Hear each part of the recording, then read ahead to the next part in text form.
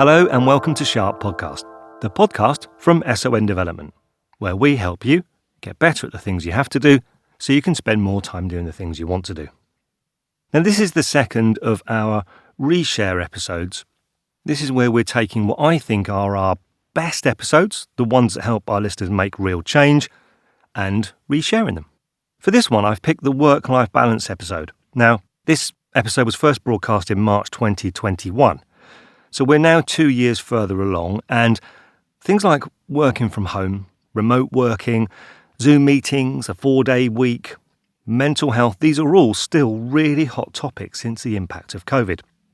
And I think having those things in the mix make this idea, this subject of work-life balance even more interesting and perhaps even more relevant for you.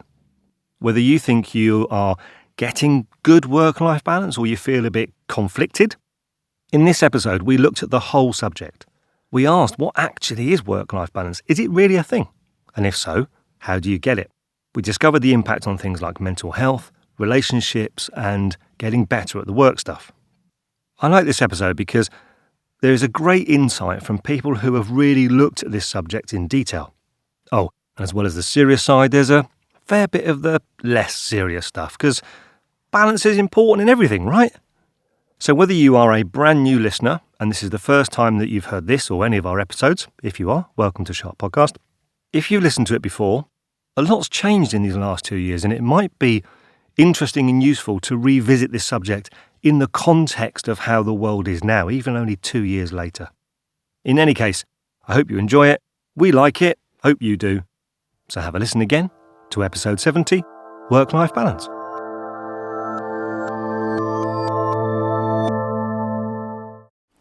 All the discussions about flexi time or dress down Fridays or paternity leave only serve to mask the core issue.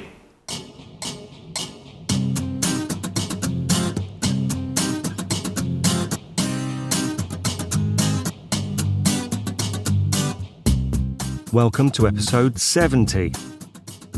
So we're going to be tackling a brand new subject in this episode, work-life balance. Now, many of us might have felt at times that our work-life balance might need adjusting.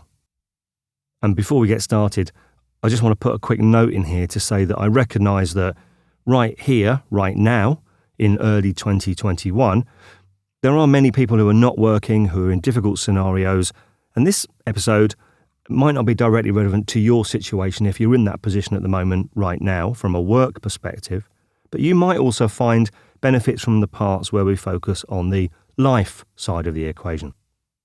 But most of us at some point have experienced our work-life balance being out of kilter. And it could be anything from a vague sense that something's not right to a very specific sense because we're working till midnight, we've missed dinner, we've missed the kids, and something needs to change. Whatever you feel needs adjusting in your life, we look at this interesting subject. We tackle what do we actually mean when we say work-life balance, and then we look at some practical steps that you can implement to help you. Let's go.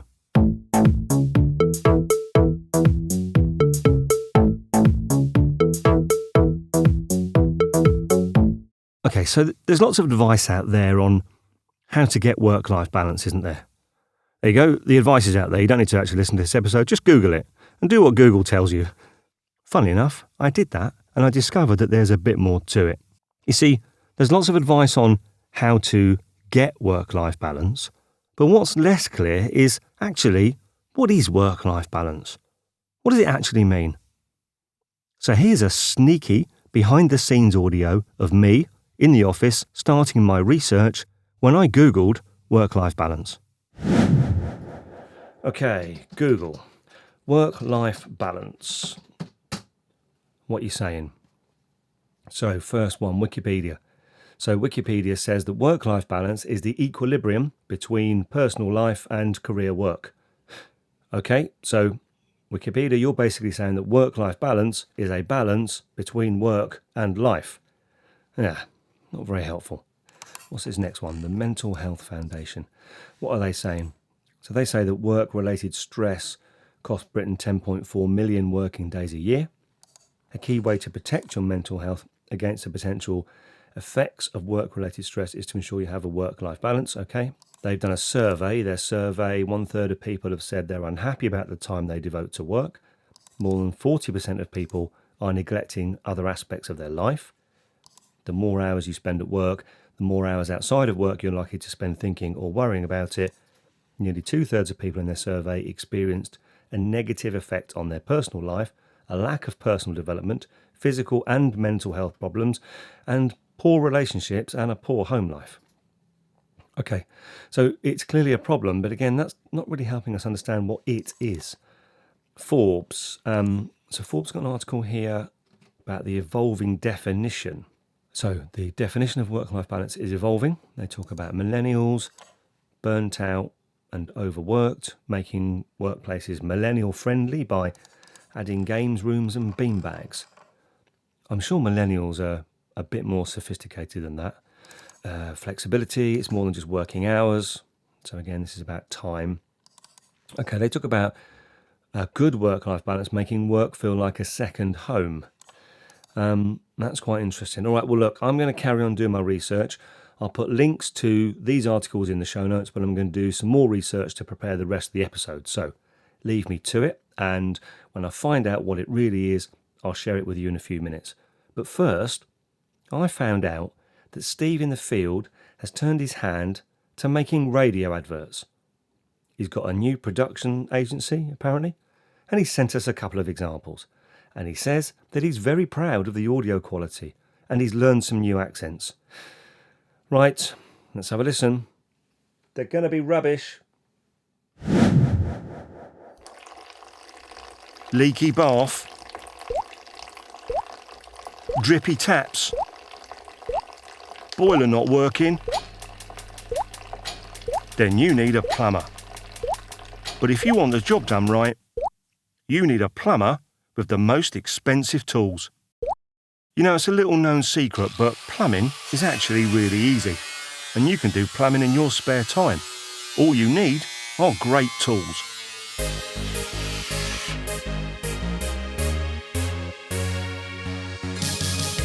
Here at Leaks and Pipes and Taps Limited, our plumbers might not actually know what they're doing.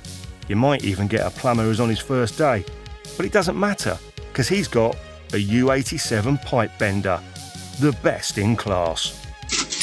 He might look a little shaky, but fear not, because when he brings out his Apollo twin tap reseating tool, you know your pipes are in safe hands. So remember, next time you have a leak, don't look for a plumber with any experience or skill. Just check if his radiator key is made by Neumann, and you know you'll get a great result. Probably. All information in this advert is fictional, not to be taken seriously, and in no way reflects the actual skills of great plumbers out there. Any brand names referred to are spelled differently to any actual brands, and any similarity is entirely coincidental. Also, if you genuinely need a plumber, let me know, because I can recommend a really good one.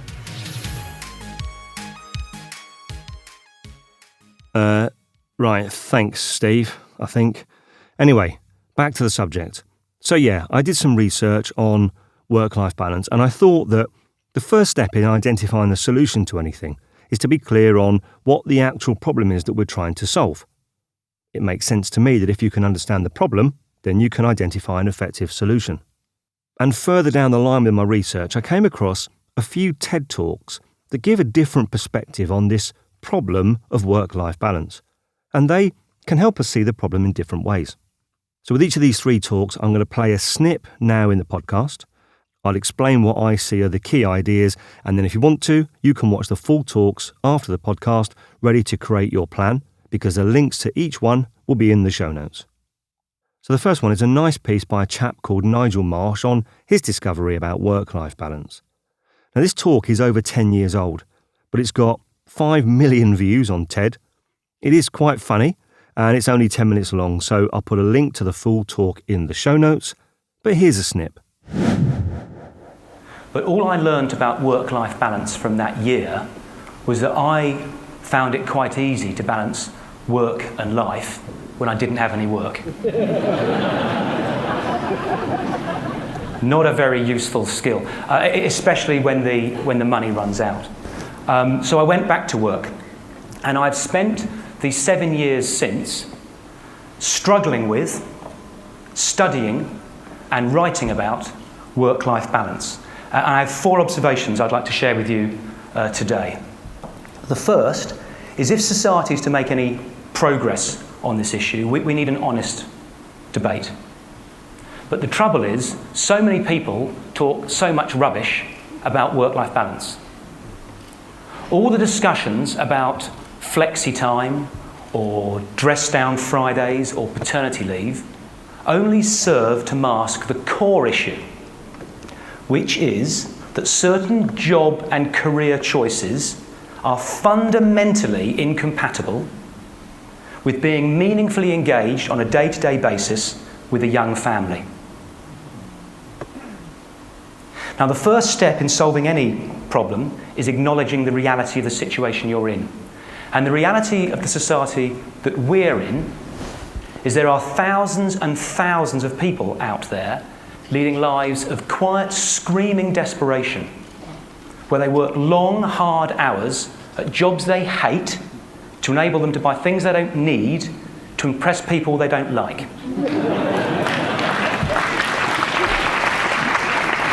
And it's my contention that going to work on a Friday in jeans and t-shirt isn't really getting to the nub of the issue.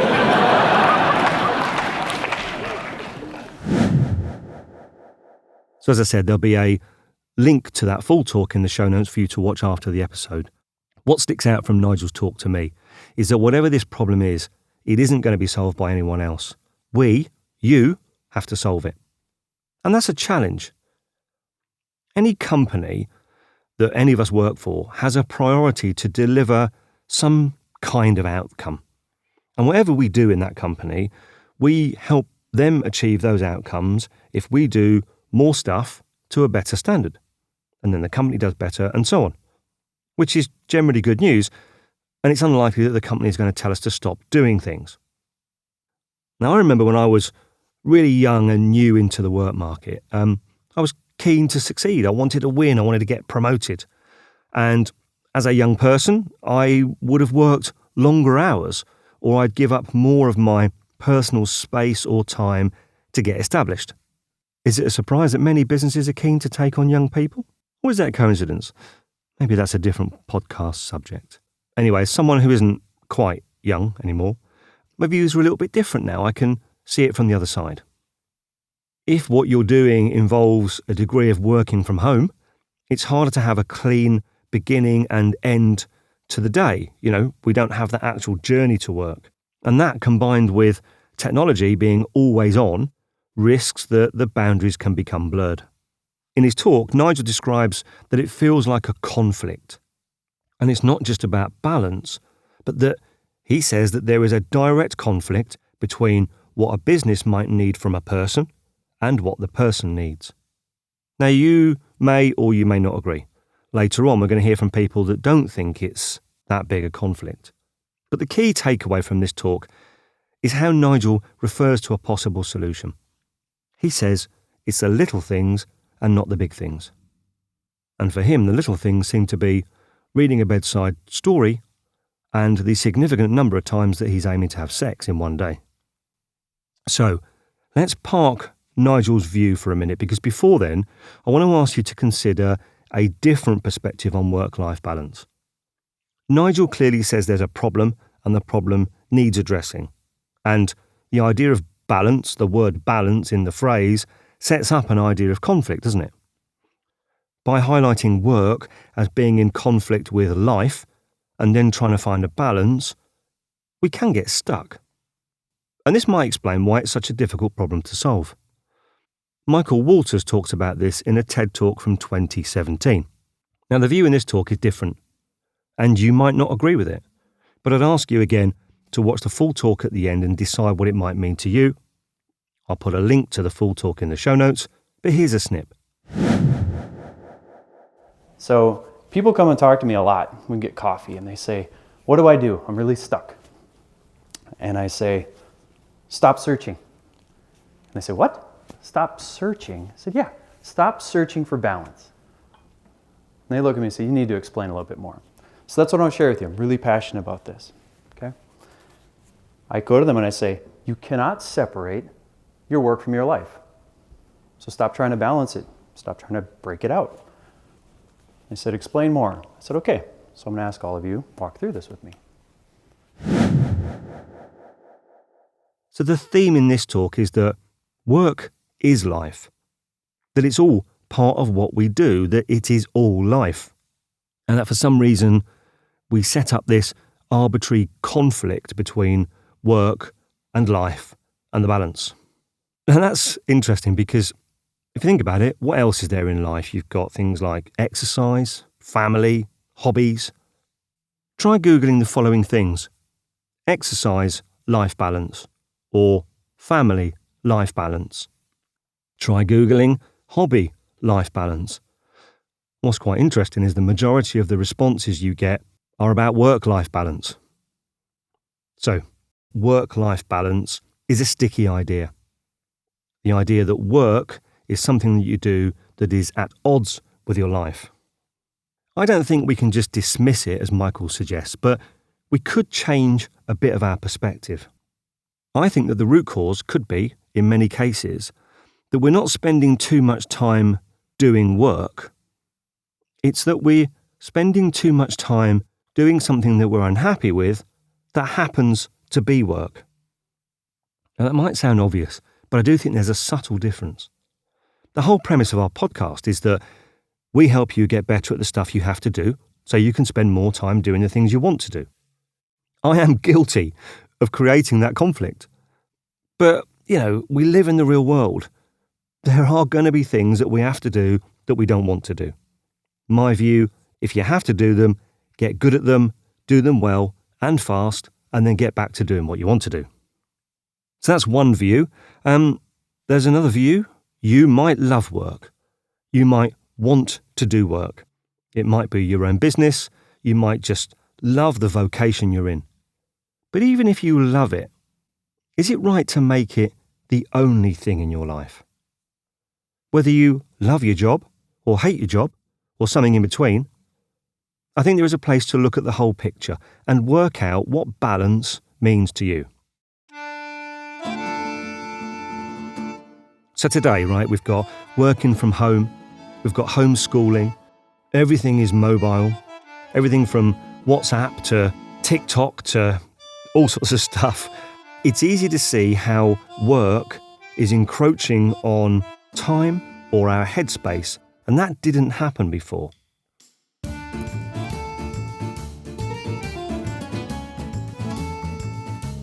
Now, we can't stop the technology.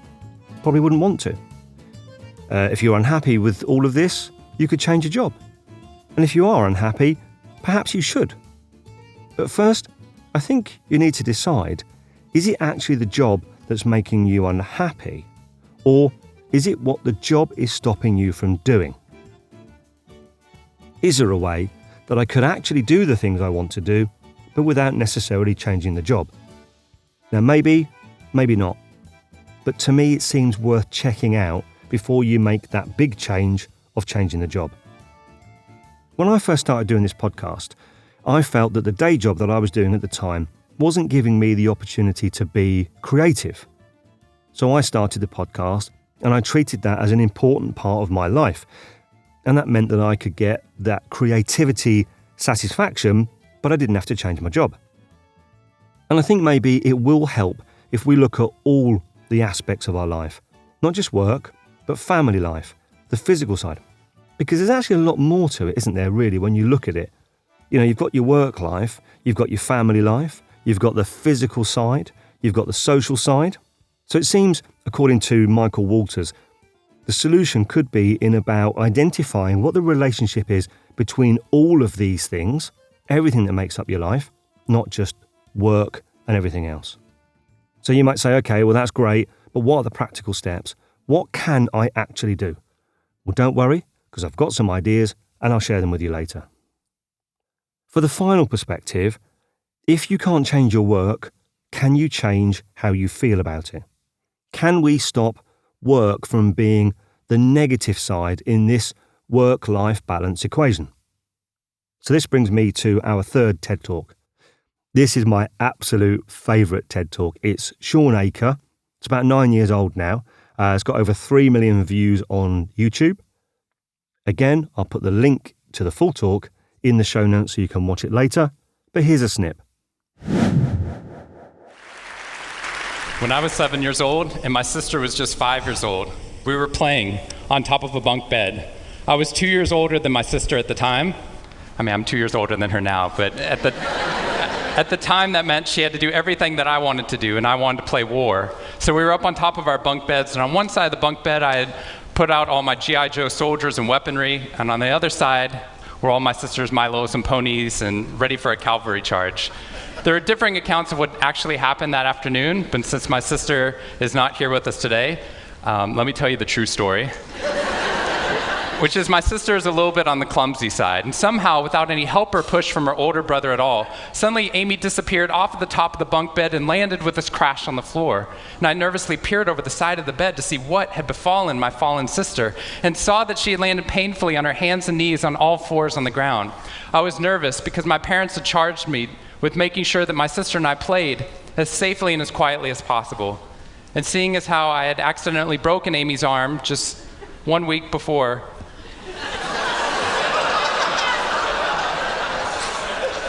heroically pushing her out of the way of an oncoming imaginary sniper bullet, for which I have yet to be thanked. I was trying as hard as I could. She didn't even see it coming. I was trying as hard as I could to be on my best behavior, and I saw my sister's face this wail of pain and suffering and surprise, threatening to erupt from her mouth and threatening to wake my parents from the long winter's nap for which they had settled. So I did the only thing my little frantic 7-year-old brain could think to do to avert this tragedy. If you have children, you've seen this hundreds of times before. I said, Amy, wait, don't cry, don't cry. Did you see how you landed? No human lands on all fours like that. Amy, I think this means you're a unicorn. Now that was cheating because there's nothing... This is a really good talk. As I said, it is my absolute favourite. I'm smiling because if you haven't seen it yet, you're going to get to see it, and I think you'll love it. I like his graph.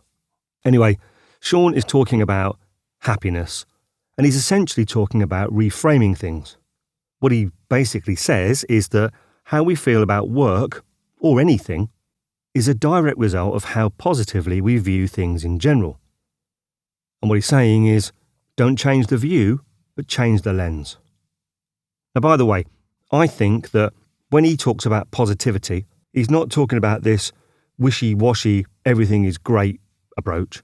You know our views on lame positivity. In fact, we did a whole episode on it. But later in his talk, he talks about some specific action you can take to rewire your brain to enable you to be able to see what's good and take the challenges in your stride. He identifies 5 key things in his talk to create lasting change, and these are based on scientific research and not woo-woo. The woo-woo solutions are in a different episode. Anyway, we're going to cover these 5 things that he talks about in the practical actions in the final section. But before we get to the final section, let's review what we've learned so far.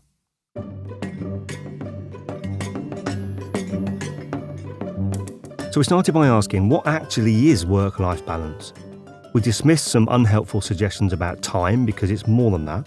Nigel Marsh confirmed that you can't just avoid work, and doing less of it isn't the full answer.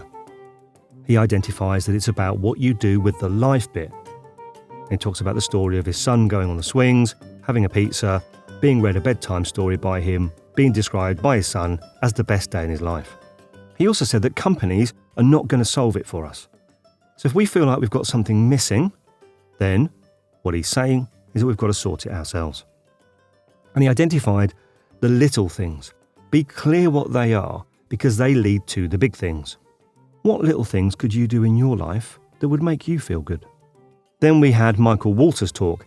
So he dismantled the whole concept of the work-life balance argument. He's basically saying it's a fallacy and that it is all life and we should consider the whole package. He suggested focusing on the relationship between all the elements in your life and how they make you feel. And then finally, we learned from Sean Aker that even if you can't change the work or any other aspect of your life, you can change how you feel about it. Sean believes that we can reframe how we feel about things, including work, by looking at them through the lens of positivity and not the flimsy idea of positivity, but taking clear steps to help us reframe it. And I think that final bit is powerful, this idea of perspective. I mean, let's be honest, most of us who are listening to this podcast or making this podcast aren't digging holes in the road, in the rain, for a living. If you are, I fully take my hat off to you.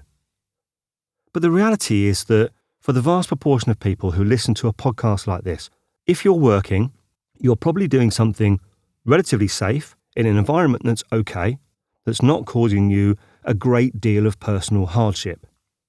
It might be repetitive, there might be too much of it, but for the vast majority of us, we are safe, and it's not hurting us physically. Well, not unless you're slouching your chair all day. In fact, a large percentage of listeners to this podcast will be in the top income brackets in the world. If you don't believe me, look it up. The BBC says that 1/3 of the world's population lives on less than $2 a day, and that if you earn more than $18,000 a year, you are in the top half of the world. Investopedia says if you earn over $32,000 a year, you're in the top 1% in the world. But whatever you earn, most of us in this audience, we don't have real hardship to complain about, do we? We're not living a life of abject poverty on $2 a day. So why are we unhappy? It reminds me of the line from Hamlet. I was going to say Shakespeare's Hamlet then, because what other Hamlet is there? It reminds me of the line from Hamlet. There is nothing either good or bad, but thinking makes it so. So obviously, when you take the time to think, it is all relative, but it can be helpful to be clear on what's important. Many of us can summon up the delivery of almost anything we want at the press of a button, delivered to our door with no fuss. But is that happiness? Is that worth all the downsides of working 12-hour days? Maybe. I'm not sure. It might be worth thinking about. So, we're going to have a look next at the practical steps that we can take to help us get balance.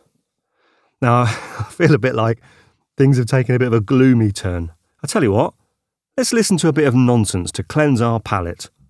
Yes, I'm afraid it's time again for another one of Steve in the Fields adverts. Join us afterwards for the practical bit where we can actually form our plan. Have you been in the market for a new house for ages and you're getting nowhere? Been out and about trudging around town doing viewing after viewing and never finding your ideal home? Then you need housesonline.com.uk/.co. We take the pain out of house buying by bringing the house to you. Just follow the 3 simple steps. Step 1. Review all the amazing houses that we have available to fit your criteria. Step 2. Choose the house of your dreams. Step 3. Choose the delivery and postage that best suits your budget. And within 48 hours, your wonderful new house will be delivered to your doorstep by one of our fantastic drivers. Not going to be in? Don't worry. We can leave your new house with a neighbour or in a safe place, just behind the recycling bin, ready for when you get back. And then all you have to do is assemble your new home, take the old one to the rubbish tip, and enjoy living your best life. And if you don't like the neighbourhood that you live in or your journey to work, why not try our sister companies flatpacknewneighbourhoodonline.com and newjobtogo.org.uk/.com.org. All available with Prime membership, so your new house and neighbourhood and job can be delivered the next day and sometimes even the same day. Stop being old-fashioned, Grandad. Make the change. Everyone does everything online now, so join them and stop being a stick in the mud. All items delivered flat pack and require some home assembly. All tools supplied, which basically means we'll send you an Allen key that's made from tinfoil. This advert contains cookies. Your decision to listen to the advert means that you've confirmed acceptance of our cookie policy, which basically means we can pop into your computer, have a rummage around, and help ourselves to anything that catches our eye. housesonline.com.uk/.co. Join the future of house buying today. Honestly, is he actually getting paid for these? He tells me they all have a deeper meaning. I'm not so sure. Although Guy Slocum, if you're listening, thanks for the idea for the plumber one. Okay, so let's have a look at some practical stuff. I've watched these talks, I've reviewed lots of content, and I've identified 4 actions that I think could help you to help your work-life balance and move the needle towards feeling better.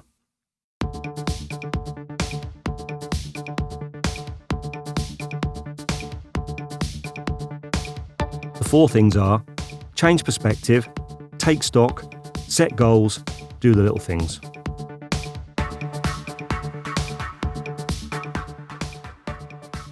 So, action number 1. Practical steps to change our perspective. Now, I think we need to do this action first, because once we've got that right, the rest flows from it. And Sean Aker shared some practical things to help us see stuff through a lens of positivity or perspective. He said if we do these things every day for 21 days, it will change our outlook. And they are: write down 3 gratitudes a day. Not big things, but things like, I have running water, I get to lie in a warm bed, I have food, and so on. The second one of Sean's steps is journaling. Write down 1 thing that went well in that day because of you every day. The third one is exercise. Do it every day. Doesn't need to be big exercise, it could just be steps, it could be walking around the house, it could be stretching, it could be anything. The next thing he says to do every day is meditation. So again, it could be a full meditation habit, or you could just sit for 10 minutes every day paying attention to what's happening in your head. And finally, random acts of kindness. 1 thing a day. So, action 1, carry out Sean's 5 things: gratitude, journaling, exercise, meditation, random acts of kindness, and do those every day for 21 days. What have you got to lose? And then when you've done that, it's action 2. Take stock. Look at the whole picture of your life. All right, Steve, how do we do that? Well, one method is a thing called the Life Score by Michael Hyatt. He says that life has got 10 domains. And don't worry about writing these down. I'll put the list of these 10 things in the show notes. But Michael Hyatt's 10 domains are social, parental, marital, physical, emotional, intellectual, spiritual, financial, avocational. I had to look that up. Avocational means hobbies, and work. It's interesting, isn't it, that the work one's last and it only makes up 10% of the picture. So I'll share a link to Michael's Life Score assessment, but effectively what we're doing in action 2 is that we're taking stock. We're reviewing all the stuff in our life, and for each one, we're just identifying how satisfied are we with each of them. Do they get enough of your time and attention? Give that a go, be honest, and see what you come up with. Once we've done those 2 things, it's action 3, to set goals.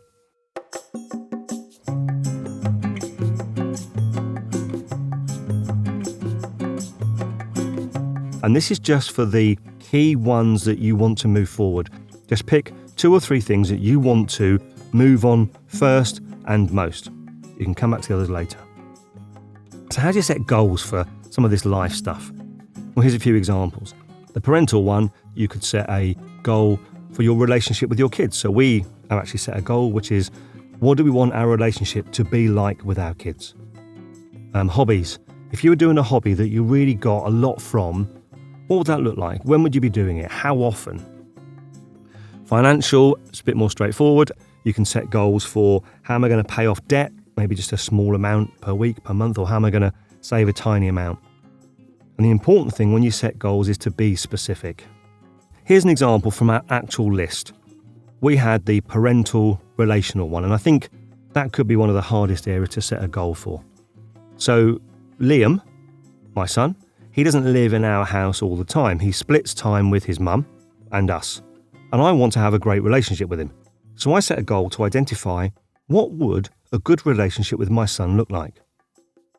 And when I got down to it, a good relationship with my son would include things like having open conversations, enjoy being in each other's company, helping each other.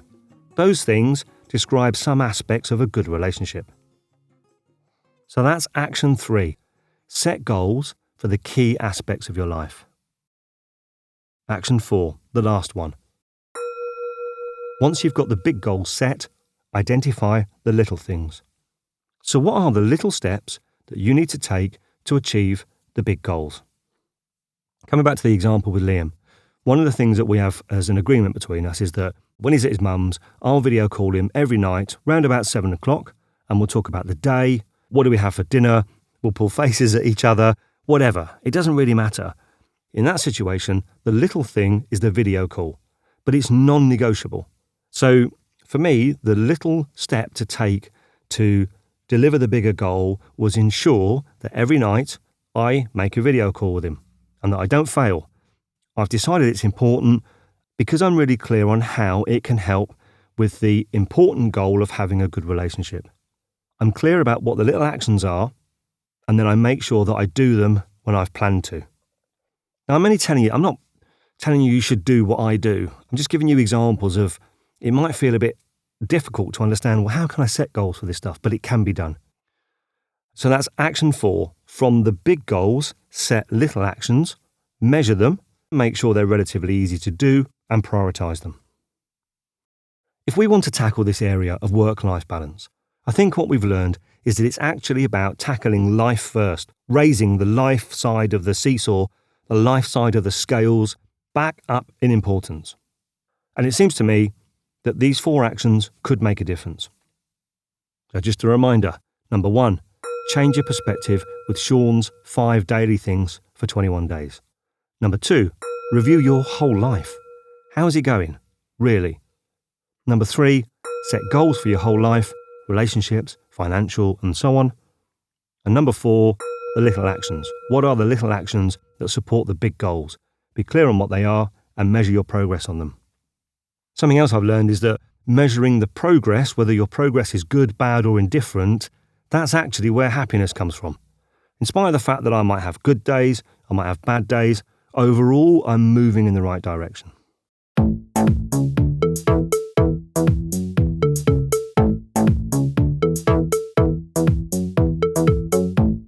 So that's the life bit. And we've now got clear plans and actions and we're doing it with purpose and we know what we need to do. What about the work side? I think that once we've decided what's important and then we've taken the steps to ensure that we progress on those things, then it's easier to identify where work gets in the way. And then we can set boundaries because we've decided that our life things are important. We've decided that with intention, we're measuring them and we're making clear progress on them. But if work gets in the way, now it's obvious where that's happening. And now you've got an incentive to change it, to say no, to put boundaries in, or if needed, to change your work. I mean, ultimately, we have to make some difficult decisions. Are the things in my life more important than what I happen to do for a day job for the income? And whilst it might be a difficult decision, you can only get to that point if you've actually given some thought to what do those things look like? What's important to me? And then once you've done that, you can then say things like, my working day must have a hard stop at 6 p.m. because I've got family time or a personal project to work on. Or you can say, no, I can't do this work assignment over the weekend. I've got clear plans that I won't give up. Or alternatively, you can say, I decide that I will do the work assignment over the weekend and I'll move my personal plans to another weekend. The point is that you're making a choice with intention. And that's got to be better than just letting things happen to you, isn't it? From experience, I do know that if you take these 4 actions, it's not going to get worse. And if you go on this journey, you might discover some things about yourself along the way. So we're nearly at the end. If you haven't watched the TED videos yet, do it after this, and you'll find out why reading bedtime stories to his son became important to Nigel, why Michael likes playing with his balls, sorry Michael, and why Sean was able to convince his sister that she was a unicorn after pushing her off the bunk bed. So what's your unicorn story? What might be important to you in your relationship with your kids, your family, or your life? I'm convinced it's the little things. If you just have two things, work and life, it's easy to struggle. But if you have 10 things, and work is just one of them, an important one, but it's still just one, that's balance. Ultimately, surely taking the 9 things in life and balancing them up with the one element of work is more balanced than just living in hope that we might have enough time to do the things that we really want to do. If you want, you could have 11 things in your life. You could dedicate an entire domain to listen to Sharp Podcast. You decide. I really hope this episode's helped your thinking. Please let us know. We'd love to hear if you've made positive changes to your balance, what they were, share them with us, and we'll share them with the audience.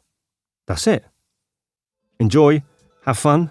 If I can help, let me know, and I'll see you in the next episode. We hope that you enjoyed what you've just listened to. Have a look at the show notes for the episode, and there you'll see the links, resources that we used, and there's reminders there to help you get better at what we talked about. You know, making this podcast is a labour of love, and we genuinely do it for one reason, to help you. And we want to help as many people as we can, but to do that, we need your support. So now this is where you can help us. You can share our episodes on social media. You could send a link to a friend or help them subscribe on their device.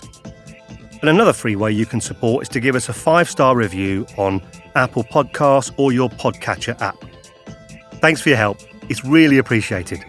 Bye-bye.